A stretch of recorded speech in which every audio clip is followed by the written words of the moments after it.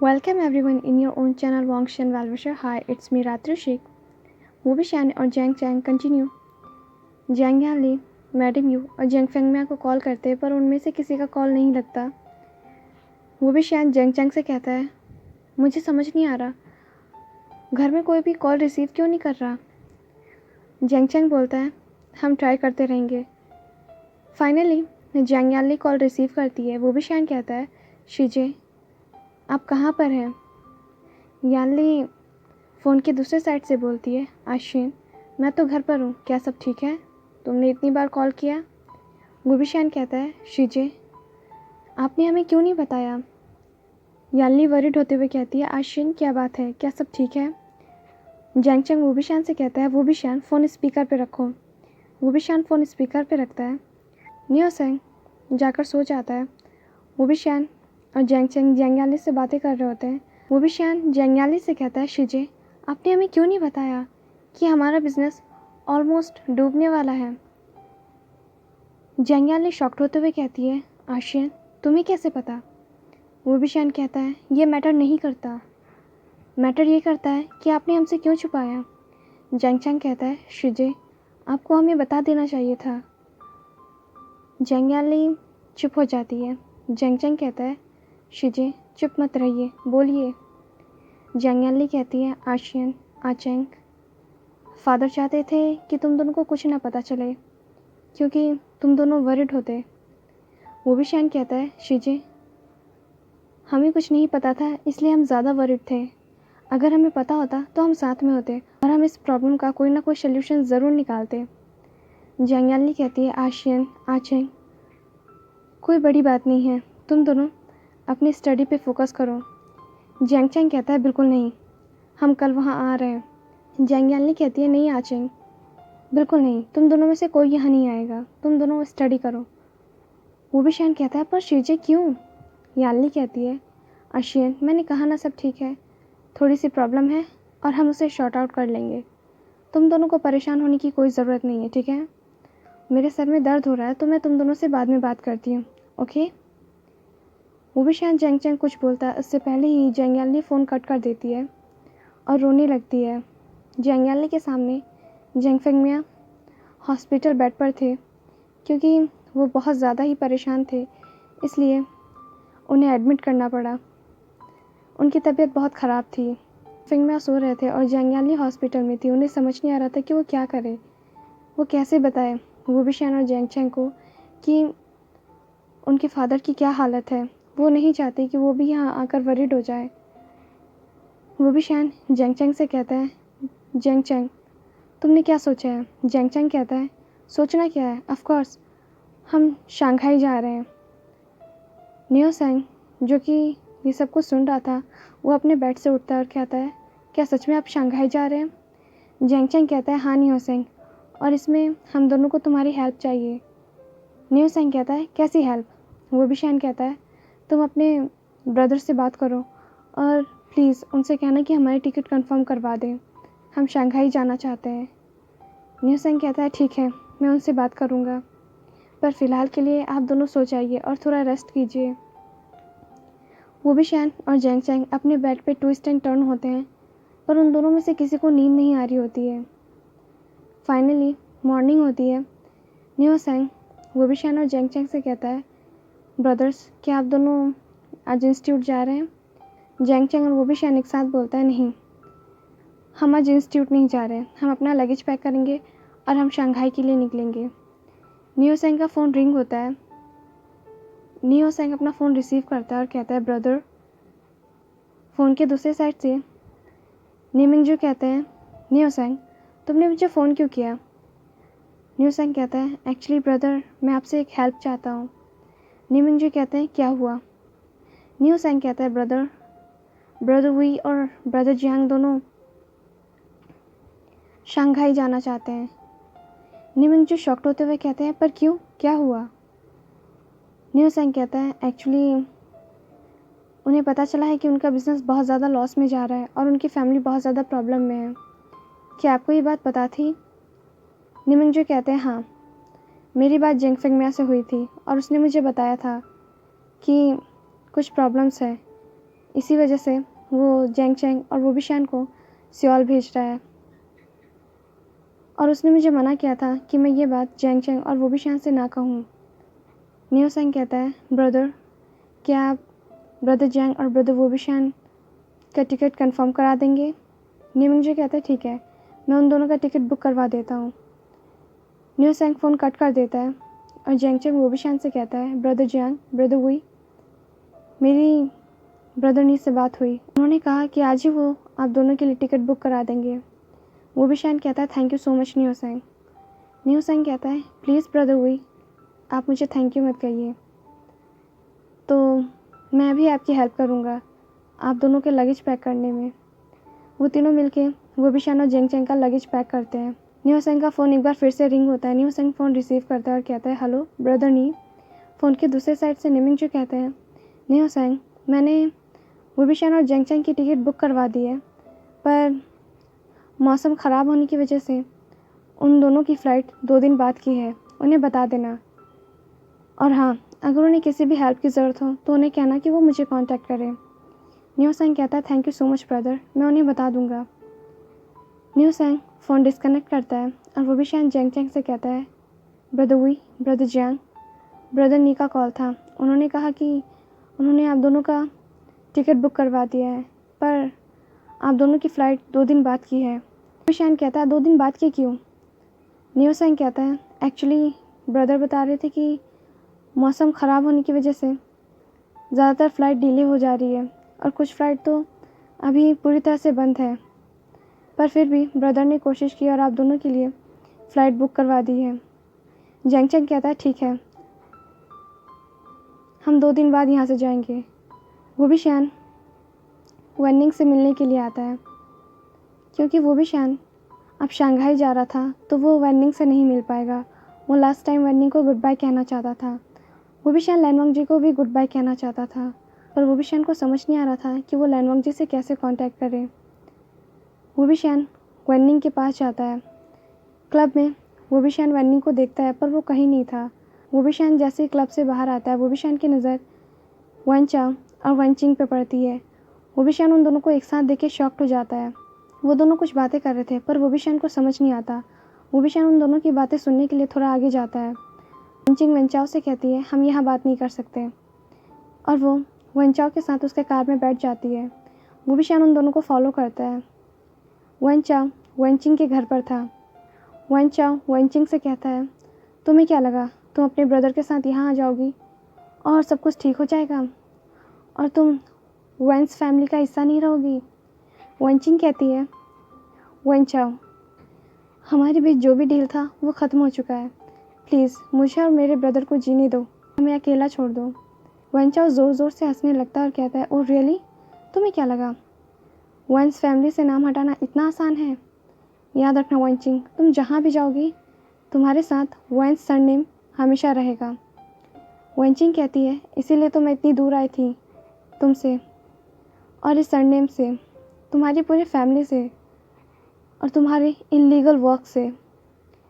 वेंचाओ smile करते हुए कहता है, आज तुम्हें हमारा काम इलीगल लगने लगा? और उस वक्त का क्या, जब तुम बहुत छोटी थी और तुम हमारे पास आई थी, क्या तुम्हें याद नहीं?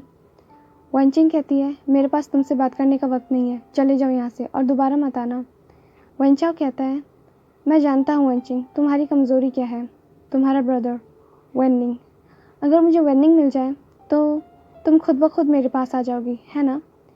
वेंचिंग वेंचाओ को गुस्से से देखती है और कहती है, चले जाओ यहाँ से। वेंचाओ स्माइल करते हुए वहाँ से चला जाता है। वो भी शान अपार्टमेंट के पीछे खड़ा था, पर उसे कुछ सुनाई नहीं देता। जैसे ही वेंचाओ वहाँ से बाहर निकलता है, वो भी शान भी बाहर जाने लगता है। वेंचिंग कहती है, वो भी शान रुक जाओ। वो भी शान शॉक्ड हो जाता है कि वेंचिंग को कैसे पता चला कि वो यहाँ पर है। वेंचिंग डोर ओपन करती है और वो भी शान से कहती है, अंदर आ जाओ। वो भी शान कहता है, नहीं, इसकी कोई ज़रूरत नहीं है, मैं जा रहा हूँ। वेंचिंग वो भी शान से कहती है, वो भी शान, कई बार आधी अधूरी बातें पूरे सच से बहुत ज़्यादा ख़तरनाक होती है, तुम्हें भी पूरा सच नहीं पता, इसलिए। वो भी शान टर्न होता है और वेंचिंग की तरफ देखने लगता है। उसकी आंखों में सच्चाई था।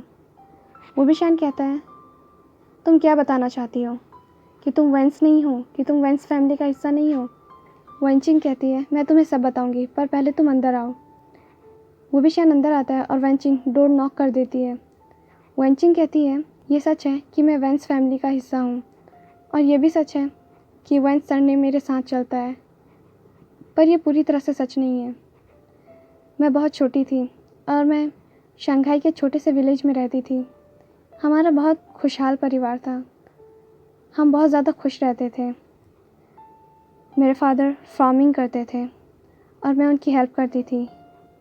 मेरी मदर हाउसवाइफ थी। हम सब बहुत अच्छी लाइफ जी रहे थे। और एक दिन वैन रोहन हमारे विलेज में आया और उसने मेरे फादर को ऑफ़र दिया कि वो उनके साथ काम करें।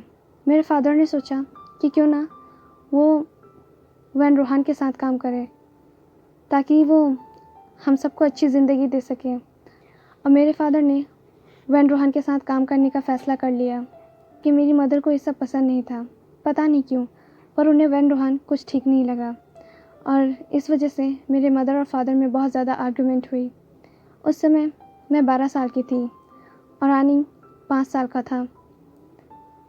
मैं सब समझ रही थी। मेरी मदर ने मुझसे कहा था कि देखना एक दिन तुम्हारे फादर बहुत बड़ी मुसीबत में फंसेंगे। सब कुछ ठीक चल रहा था, पर कुछ साल बाद मेरी मदर का डेथ हो गया। मदर के जाने के बाद फादर ने मुझे और आनिंग को अपने साथ रखा और हम भी वेंस फैमिली का हिस्सा बन गए। जब मैं वहाँ गई तो मुझे इतना समझ नहीं था, पर धीरे धीरे मैं बड़ी होने लगी। कुछ साल बाद पता नहीं क्यों, पर मेरे फादर बहुत ज़्यादा डिस्टर्ब लगने लगे। मैंने बहुत कोशिश की कि मैं उनसे बात करूं, उनसे पूछूं, पर मैं कुछ नहीं कर पाई। और कुछ महीने बाद मेरे फादर भी हमें छोड़ के चले गए। मुझे समझ नहीं आ रहा था कि मैं क्या करूं। मैं अकेली थी, मेरे आसपास कोई नहीं था। मुझे खुद को संभालना था, अपने ब्रदर को संभालना था। फादर की डेथ के बाद वैन रोहन ने मुझे और आनिंग को अडॉप्ट कर लिया और हमें वेंस सरनेम दे दिया और मैं तभी से वेंस बन गई। पर पता नहीं क्यों, जैसे जैसे मैं वहाँ बड़ी होने लगी, मुझे समझ में आने लगा कि वेंस इलीगल वर्क करते हैं और शायद मेरे फादर को पता चल गया था। मेरे फादर बहुत ही ऑनेस्ट पर्सन थे और उन्हें ये सब पसंद नहीं था। मेरे फादर वैन रोहन को एक्सपोज करना चाहते थे और जब ये बात वैन रोहन को पता चली, मेरे फादर को मरवा दिया। मुझे ये सब कभी पता नहीं चलता अगर मुझे मेरे फादर का लेटर नहीं मिला होता। मेरे फादर ने मरने से पहले वो लेटर लिखा था और उन्होंने उस लेटर को एक ऐसी जगह छुपाया था जहाँ सिर्फ मैं या फिर मेरे फादर ही आते जाते थे। और मुझे एक दिन वो लेटर मिल गया। जिस दिन मुझे ये पता चला, मुझे वेंस से बहुत नफ़रत होने लगी। मुझे खुद से नफ़रत होने लगी क्योंकि जाने अनजाने में मैं भी इलीगल वर्क का हिस्सा थी और मैंने तभी सोच लिया कि मैं वेंस के ख़िलाफ़ रहूँगी। पर ये इतना आसान नहीं था। वेंस फैमिली के साथ एक बार जुड़ने के बाद उनसे अलग होना बिल्कुल नामुमकिन सा था, पर फिर भी मैंने वेंस से अपने सारे रिश्ते ख़त्म करने की कोशिश की। वेंस फैमिली से पीछे छुड़ाना इतना आसान नहीं था, पर फिर भी मैंने फ़ैसला कर लिया था कि मैं उसका अब बिल्कुल भी हिस्सा नहीं बनूंगी और मैं आनिंग को लेकर सियोल आ गई। मुझे लगा था कि सब कुछ ठीक होगा, मुझे लगा था कि वो यहाँ नहीं आएंगे, पर मेरी बदकिस्मती देखो, वो यहाँ भी आ गए। और इसीलिए मैं हमेशा आनिंग को मना करती थी कि वो तुमसे ज़्यादा दोस्ती ना करे क्योंकि तुम शंघाई से थे और मैं नहीं चाहती थी कि आगे चल के तुम्हारी वजह से आनिंग को कोई भी परेशानी हो। वेंचिंग वुबिशान से कहती है अब तुम जानते हो कि मैंने ये सब क्यों किया और मैं वेंस फैमिली से किस तरह जुड़ी रही। अब अगर तुम मुझे गलत भी समझो तो भी मुझे कोई फ़र्क नहीं पड़ता, पर मैं सब कुछ क्लियर कर देना चाहती थी। वुबिशान वेंचिंग से पूछता है पर तुमने मुझे सब कुछ सच क्यों बताया। वेंचिंग स्माइल करने लगती है और कहती है आनिंग के लिए। आनिंग कहता है कि तुम बहुत अच्छे इंसान हो और इसीलिए मैंने तुम्हें सारा सच बताया, और इसकी एक वजह यह भी है कि तुमने एक बार आनिंग की जान बचाई थी। वुबिशान वेंचिंग से पूछता है वेंचाओ यहाँ क्यों आया था और वो तुमसे क्या चाहता है। वेंचिंग कहती है कुछ नहीं, बस इतना ही कि मैं वेंस फैमिली का हिस्सा बने रहूं क्योंकि उसे पता है कि मुझे वेंस फैमिली के बहुत सारे सीक्रेट पता है और उनके सारे इलीगल वर्क का कहीं ना कहीं मैं सारे राज जानती हूँ। तो उन्हें डर है कि कहीं मैं सब कुछ बता ना दूँ। वो भी शान कहता है तो तुमने ऐसा किया क्यों नहीं? वेंचिंग कहती है आनिंग के लिए। इस पूरी दुनिया में मेरे लिए सिर्फ आनिंग है जो मैटर करता है और मैं उसे कुछ नहीं होने देना चाहती, चाहे भले ही मुझे आखिरी सांस तक लड़ना क्यों ना पड़े, मुझे भागना क्यों ना पड़े, पर मैं आनिंग को कभी भी किसी खतरे में नहीं डाल सकती। वो भी शान स्माइल करने लगता है और कहता है अगर मैं यहाँ से चला जाता तो मुझे कभी नहीं पता चलता कि तुम्हारे साथ क्या हुआ था और तुम किस तरह वेंस फैमिली का हिस्सा बनी। पर जो भी हो, थैंक यू मुझे सच बताने के लिए। वेंचिंग कहती है थैंक यू तो मुझे कहना चाहिए कि तुमने इतनी पेशेंसली मेरी सारी बातें सुनी। एन कहता है एक्चुअली मैं निंग को गुड बाय कहने आया था, मैं शंघाई जा रहा हूँ। वेंचिंग वो भी शान से कहती है पर क्यों? वो भी शान कहता है एक्चुअली मेरी फैमिली बहुत ज़्यादा परेशान है और हमारा फैमिली बिजनेस भी ऑलमोस्ट डूब चुका है। चाहता हूँ कि मैं अपनी फैमिली के साथ रहूँ और उन्हें सपोर्ट करूँ। वेंचिंग कहती है एक्चुअली आनिंग यहाँ पर नहीं है, मैंने उसे 2 दिन के लिए यहाँ से दूर भेज दिया क्योंकि मुझे पता था कि वेंचाओ यहाँ आ रहा है। वो भी शान कहता है तुम्हें कैसे पता था? वेंचिंग कहती है मेरा एक स्पाई वेंस फैमिली में है तो मुझे पता चल जाता है और इसीलिए मैं इतने वक्त तक वेंस से छुप पाई। वो भी शान कहता है ठीक है अब मुझे चलना चाहिए, वेनिंग को मेरा गुड बाय कहना। और वो भी शान वहाँ से चला जाता है। जैंग चैंग अपने फ्रेंड को कॉल कर रहा होता है और वेंस फैमिली की डिटेल ले रहा होता है। जैंग चैंग के फ्रेंड ने उसे एक फैमिली फ़ोटो भेजा था जिसमें वेंस के साथ वेंचिंग और वेनिंग भी थे।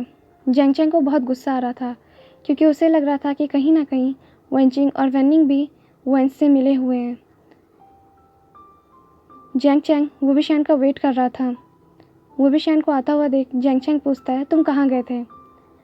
वो भी शान कहता है मैं वेनिंग से मिलने गया था, हम शंघाई जा रहे हैं तो मैंने सोचा कि मैं उसे गुड बाय कह दूँ। जैंग चैंग वो भी शान से कहता है क्या तुम्हें पता है कि वो कौन है? वो वेंस है, वो वेंस के उन फैमिली में से है जिनकी वजह से आज हमारा बिजनेस इतनी बड़ी लॉसेस झेल रहा है। वो भी शान कहता है तुम्हें किसने बताया? जैंग चैंग कहता है मेरे फ्रेंड ने बताया। तुम्हें पता है हमारी फैमिली इतनी बड़ी मुसीबत में क्यों है? सिर्फ़ और सिर्फ उन वेंस की वजह से। और तुम उससे मिलने गए थे? वो भी शान कहता है जैंग चैंग शांत हो जाओ, चिंग और वेनिंग के पास वेंस सरनेम है और वो दोनों वेंस फैमिली का हिस्सा नहीं है। जैंग चैंग वो भी शान से कहता है ओ रियली? और तुम्हें ये किसने कहा? क्या तुम्हें खुद वेंचिंग ने कहा या फिर वेनिंग ने? वो भी शान जैंग चैंग से कहता है जैंग चैंग तुम वेनिंग पे कैसे डाउट कर सकते हो? क्या तुमने देखा नहीं कि वो कितना काइंड पर्सन है? जैंग चैंग वो भी शान से कहता है हाँ मैंने देखा कि वो कितना काइंड पर्सन है, पर तुम नहीं देख पा रहे कि उसकी वजह से हमें कितना लॉस हुआ है। वो भी शान जैंग चैंग से कहता है जैंग चैंग क्या तुम भूल गए जब हम बहुत ज़्यादा ड्रिंक करके रास्ते पे घूम रहे थे तब वो वेनिंग था जिसने हमें अपार्टमेंट तक पहुंचाया था। क्या तुम भूल गए कि वेनिंग ने हमारी कितनी हेल्प की है? जब हम लेट हो गए थे तब निमिंगजे से उसने झूठ कहा। जैंग चैंग गुस्से में कहता है ये सब उसका प्लान था ताकि वो हमारी नज़र में अच्छा बन सके। वो भी शान जैंग चैंग से कहता है जैंग चैंग तुम हर चीज़ को नेगेटिव वे में क्यों लेते हो? जैंग चैंग वो भी शान से कहता है तुम हर चीज़ को अपनी तरह से क्यों देखते हो? वो भी शान तुम्हें क्या लगता है जैसे तुम हो वैसी पूरी दुनिया है? वो भी शान तुम्हें अफसोस होगा कि तुमने वेनिंग पे भरोसा किया। वो भी शान कहता है जैंग चैंग प्लीज़ चुप हो जाओ, मेरे सर में दर्द हो रहा है। जैंग चैंग कहता है हाँ मुझसे बातें करके तुम्हारे सर में दर्द होता है और वेनिंग से बातें करके तुम्हारे सर में दर्द नहीं होता? तुम उसे गुड बाय कहने गए थे? वो भी शान इरिटेट हो जाता है और कहता है जैंग चैंग प्लीज़ चुप हो जाओ, मैं तुमसे बहस नहीं करना चाहता। वो भी शान वहाँ से जाने लगता है। नियो सेंग जो कि अपार्टमेंट से बाहर गया था कुछ सामान लाने के लिए, वो अंदर आता है और कहता है ब्रदर जैंग क्या हो गया, आप दोनों क्यों लड़ रहे हैं? वो भी शान कहता है कुछ नहीं। नियो सेंग मैं थोड़ी देर के लिए बाहर जा रहा हूँ, ठीक है, मैं बाद में आ जाऊँगा। वो भी शान वहाँ से बाहर चला जाता है और नियो सेंग जैंग चैंग से पूछता है ब्रदर जैंग क्या हुआ? जैंग चैंग कहता है कुछ नहीं नियो सेंग, मैं अभी बाहर जा रहा हूँ। जैंग भी बाहर चला जाता है। आज के लिए इतना ही। आपसे मिलते हैं नेक्स्ट एपिसोड में। Till then be happy, stay healthy. Thanks for watching.